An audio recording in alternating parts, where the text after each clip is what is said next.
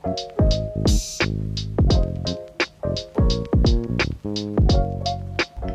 afternoon, everyone. This is Zen from Zen's La Mesa. So today I'm going to cook scallops, some scallops.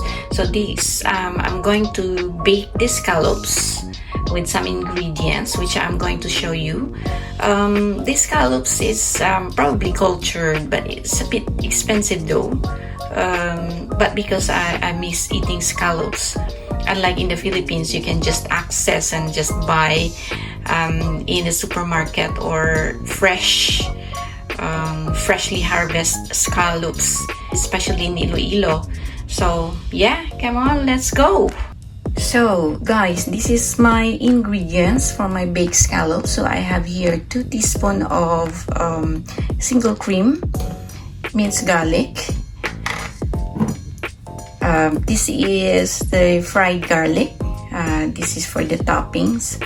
I got here 1 teaspoon of salt, 1 teaspoon of condensed milk. This is spring onions, butter.